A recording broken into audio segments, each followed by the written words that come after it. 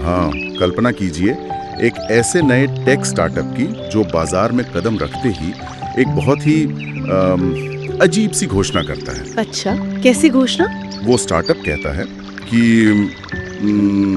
हम अपनी कमाई का 20% हिस्सा अपने निवेशकों को देने के बजाय या अपनी कंपनी का वैल्यूएशन बढ़ाने में लगाने के बजाय सीधे तौर पर उन सड़कों, स्कूलों और अस्पतालों को आधुनिक बनाने में खर्च कर देंगे जो हमारे आसपास मौजूद हैं। अरे बाप रे, कोई भी आम एनालिस्ट ये सुनकर तो यही कहेगा कि ये बिजनेस मॉडल तो कुछ ही दिनों में डूब जाएगा। बिल्कुल, मुनाफे की दुनिया में ऐसा परोपकार तो एकदम सुसाइड माना जाता है ना। हाँ, एकदम व्यावसायिक आत्महत्या ही कहेंगे इसे। लेकिन आज हम इस डीप डाइव में जिस दस्तावेज का विश्लेषण कर रहे हैं वो किसी सिलिकॉन वैली स्टार्टअप का नहीं है, बल्कि भारत के किसानों का एक ऐसा ही मास्टर प्लान है जो इस पूरे गणित को पलट कर रख देता है। ये सच में एक ऐसा विचार है जो पारंपरिक व्यापारिक सोच को पूरी तरह चुनौती देता है। बिल्कुल। जब हम smart FPO community development report की बात करते हैं तो देखिए ये सिर्फ एक कृषि रिपोर्ट नहीं रह जाती है। हाँ, मतलब अक्सर लोगों के दिमाग में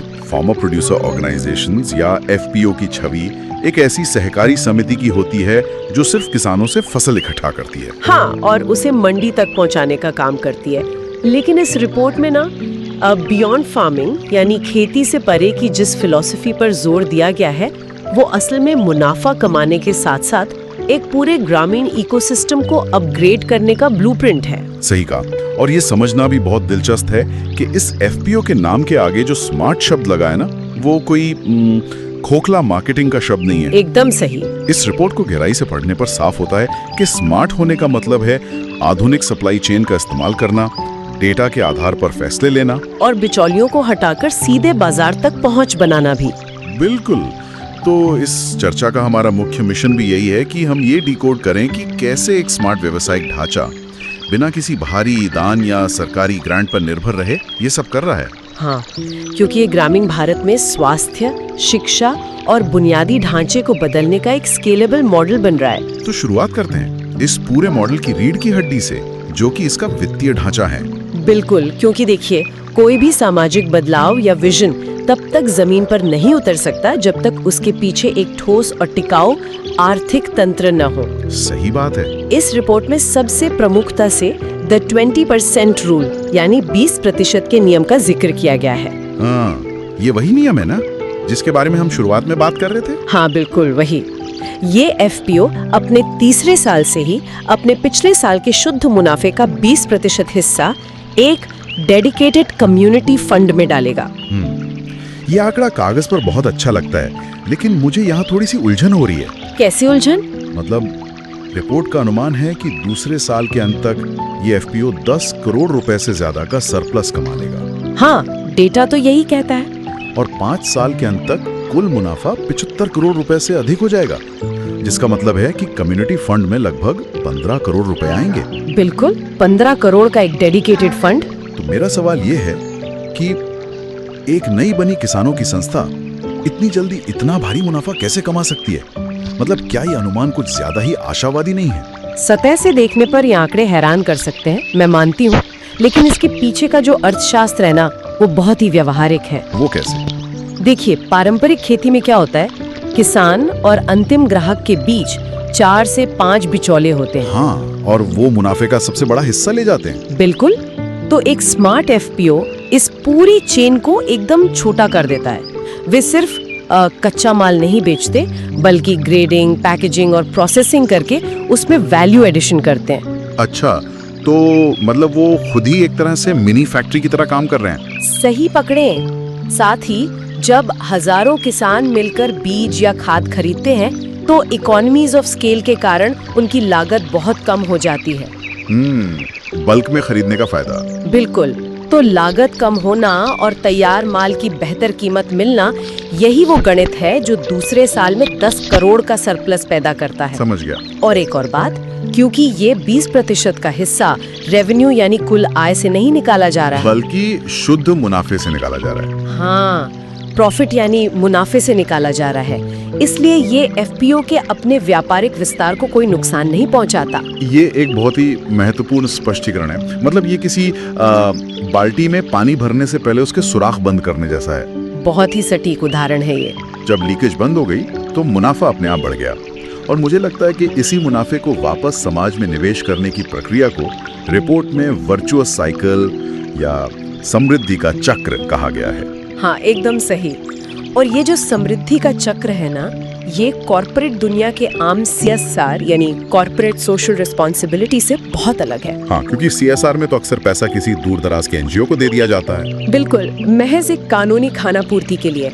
लेकिन ये फर्क समझना सबसे जरूरी है कि ये FPO जो कर रहा है वो दान नहीं है। तो फिर क्या है? ये अपने ही इकोसिस्टम में किया गया एक रणनीतिक निवेश है। अच्छा। जब 15 करोड़ रुपए का ये फंड उसी गांव के स्वास्थ्य और शिक्षा पे खर्च होता है तो वहाँ एक स्वस्थ और अधिक कुशल वर्कफोर्स तैयार होती है। और वही वर्कफोर्स वापस FPO में काम आती होगी।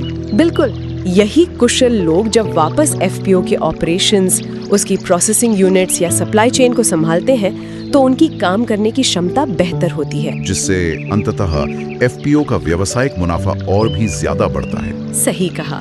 ये एक ऐसा चक्र है जो खुद को ही ऊर्जा देता है। मुनाफे से समाज का विकास और उस विकास से वापस मुनाफे में वृद्धि। बहुत खूब है ना? तो अब जब हमें ये समझ आ गया है कि ये पैसा कैसे बन रहा है, तो ये देखना रोमांचक है कि ये निवेश सबसे पहले कहाँ हो रहा है। बिल्कुल, फंड का ढांचा तो हमने समझ लिया। तो रिपोर्ट के अनुसार इस 15 करोड़ के फंड का एक बहुत बड़ा हिस्सा भविष्य की पीढ़ी यानी युवाओं की शिक्षा और सशक्तिकरण पर केंद्रित है। हाँ, इसमें युवाओं के लिए काफी सारे प्रोग्राम्स हैं, जैसे आधुनिक कृषि, प्रोसेसिंग और डिजिटल सप्लाई चेन मैनेजमेंट में मुफ्त ट्रेनिंग और इंटर्नशिप जैसी चीजें शामिल हैं। इसके साथ ही स्कूलों के बुनियादी ढांचे पर भी भारी जोर दिया गया है इस रिपोर्ट में। अच्छा, स्कूलों के लिए क्या योजना है? FPO क्लस्टर के अंतर्गत आने वाले स्कूलों का पूरी तरह से डिजिटलाइजेशन करना, स्मार्ट क्लासेस बनाना और कंप्यूटर लैब स्थापित करना इस योजना का हिस्सा है, ताकि गांव के बच्चे तकनीक के मामले में शहरों के बच्चों से पीछे ना रहें। बिल्कुल, ताकि उन्हें भी बराबर का मौका मिले।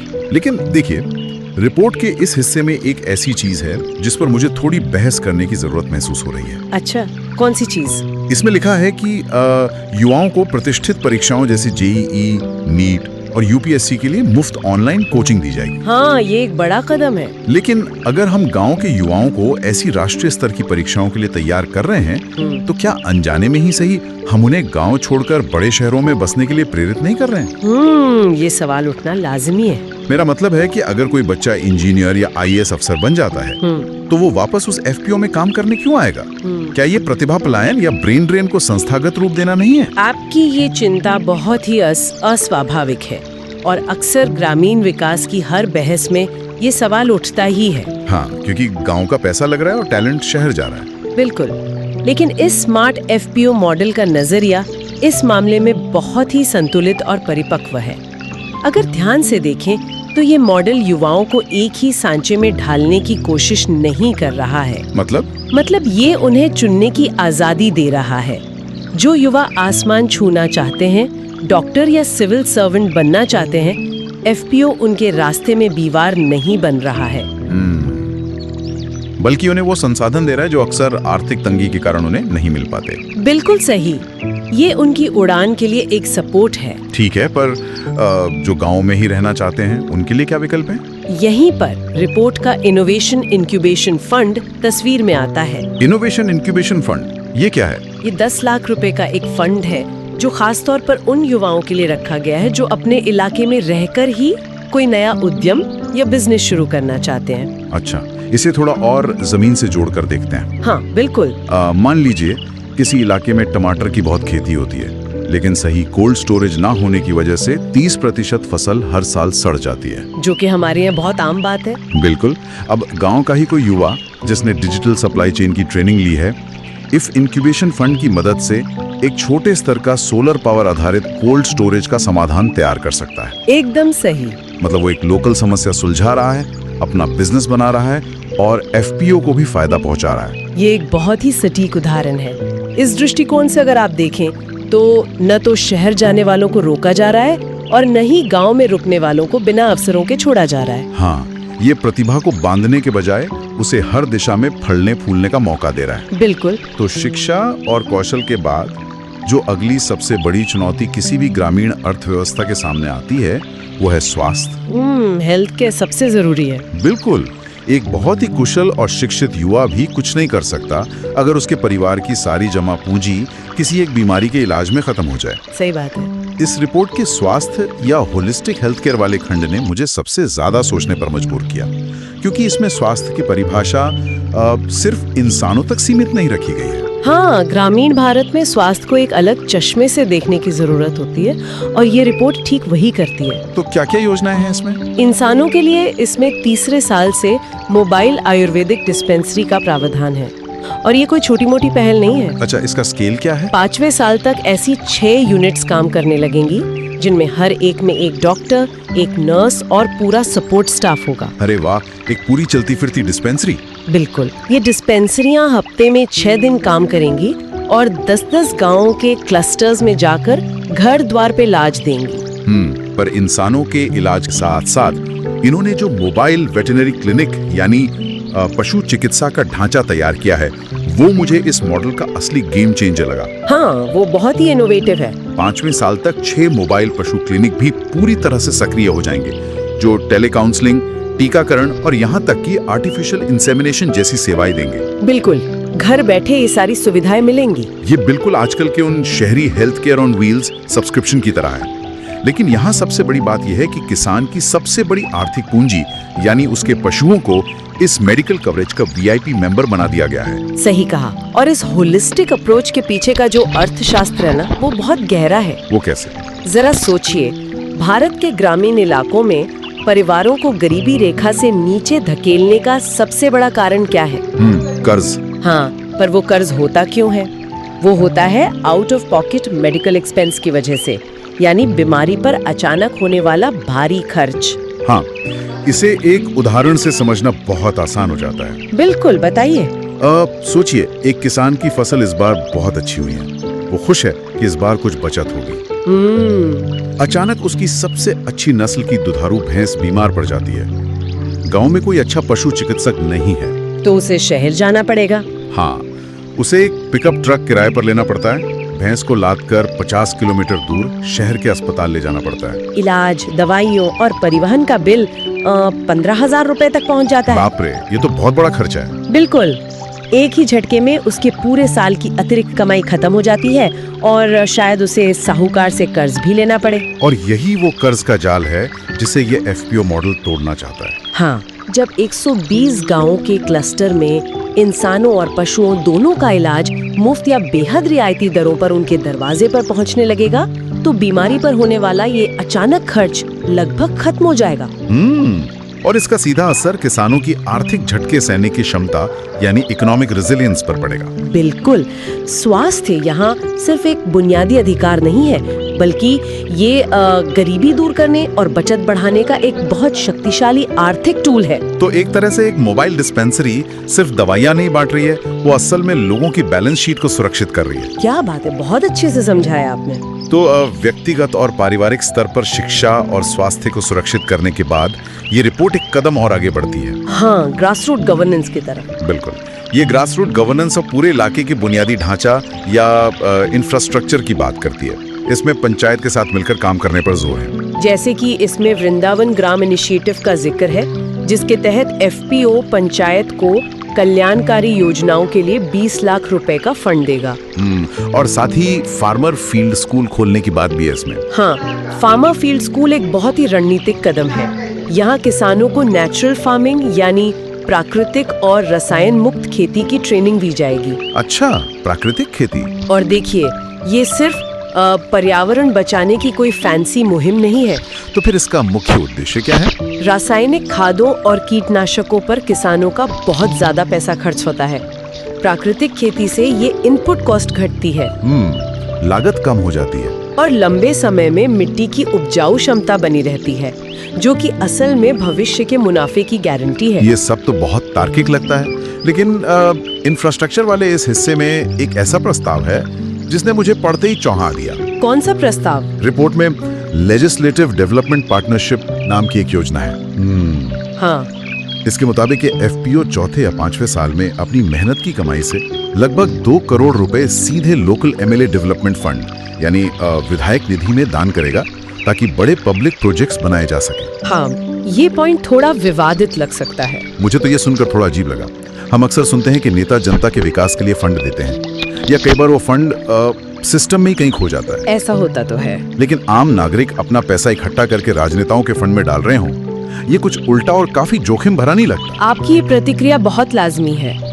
किसी भी स्वतंत्र व्यावसायिक संस्था का राजनीति या सरकारी मशीनरी में इस तरह सीधा पैसा डालना सवालों को जन्म देता ही है। तो फिर इसके पीछे की सोच क्या है? अगर हम भावनाओं को किनारे रखकर इसके पीछे की गवर्नेंस पार्टनरशिप को समझें तो ये एक बहुत ही चतुर और व्यावहारिक कदम है। कैसे? देखिए, कोई भी एफपीओ अपने आसपास की दुनिया से कटकर काम नहीं कर सकता। कहने का मतलब है कि अगर उन्हें अपने इलाके में कोई बहुत बड़ा बदलाव चाहिए तो वो अकेले मुमकिन नहीं है। बिल्कुल। मान लीजिए एफपीओ के 100 गांवों को जोड़ने के लिए एक पक्की सड़क की जरूरत है या खेतों तक पानी पहुंचाने के लिए एक बड़ी नहर बननी है। तो क्या 2 करोड़ या 5 करोड़ रुपए में कोई प्राइवेट संस्था खुद जमीन अधिग्रहण करके सड़क बना सकती है? नहीं, जमीन अधिग्रहण और इतने बड़े प्रोजेक्ट्स तो प्राइवेट संस्था नहीं कर सकती। बिल्कुल नहीं।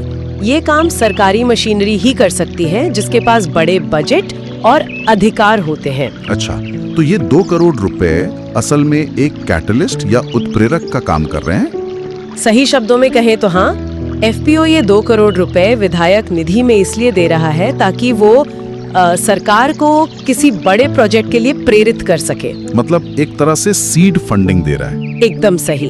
जब एफपीओ की तरफ से 2 करोड़ आते हैं तो सरकार भी अपने बजट से 10 या 15 करोड़ रुपए मिलाती है और वो बड़ी सड़क या नहर बन जाती है।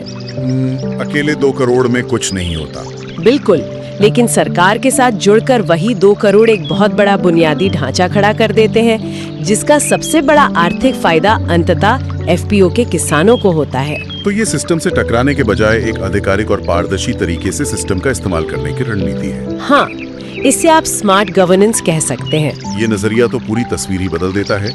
ये कोई राजनीतिक चंदा नहीं है बल्कि एक जॉइंट वेंचर है जहां एफपीओ अपनी जरूरत के प्रोजेक्ट्स को प्राथमिकता दिलवाने के लिए अपना हिस्सा डाल रहा है। बिल्कुल सही। ये सच में स्मार्ट गवर्नेंस है। तो इस पूरी चर्चा को अगर हम एक धागे में पिरोएं तो ये स्पष्ट हो जाता है कि smart FPO community development report सिर्फ एक खेती का मॉडल नहीं है। हाँ, ये तो एक पूरा रूरल मास्टर प्लान है। बिल्कुल, ये एक ऐसा ब्लूप्रिंट है जहां एक संस्था 75 करोड़ रुपए का मुनाफा इस लक्ष्य के साथ कमा रही है कि वो 15 करोड़ रुपए वापस उस मिट्टी, उस समाज और उन लोगों में निवेश कर सके जहां से वो मुनाफा पैदा हुआ है। सही बात है। और ये भारत के लाखों गांवों के लिए एक स्केलेबल बेंचमार्क है कि जब कोई समुदाय आत्मनिर्भर होकर अपने आर्थिक फैसले खुद लेता है तो प्रगति सिर्फ चंद लोगों के बैंक खातों तक सीमित नहीं रहती। हाँ बिल्कुल, बल्कि वो स्कूल के कमरों से लेकर पशुओं के अस्पतालों तक फैल जाती है। और सूचनाओं के इस शोर शराबे वाले दौर में अक्सर ऐसी खबरें दब जाती हैं। बिल्कुल, ये मॉडल ये साबित करता है कि असली विकास बाहरी अनुदानों या किसी मसीहा के इंतजार से नहीं आता। तो फिर कैसे आता है? ये एक पारदर्शी और मजबूत बिजनेस मॉडल से आता है जो अपनी जड़ों को सींचना नहीं भूलता। बहुत ही उम्दा बात कही आपने। इस चर्चा को समाप्त करने से पहले एक बहुत ही दिलचस्प विचार मेरे दिमाग में आ रहा है जो सीधे तौर पर इन पन्नों में नहीं लिखा है लेकिन इस पूरी फिलॉसफी से जुड़ा है। बताइए क्या विचार है? जरा सोचिए, अगर आज के समय की बड़ी बड़ी मल्टीनेशनल कंपनियां और करोड़ों अरबों का मुनाफा कमाने वाले टेक जायंट्स भी इसी 20% लोकल री इन्वेस्टमेंट मॉडल को अपना लें। अरे वाह, ये तो बहुत ही प्रोवोकेटिव थॉट है ना? क्या हो अगर वे अपने कॉर्पोरेट सोशल रिस्पॉन्सिबिलिटी के फंड को किसी दूर बैठी संस्था को सौंपने या महज कागजों पर पर्यावरण बचाने के बजाय ठीक उसी शहर के सरकारी स्कूलों को सुधारने में लगा दें?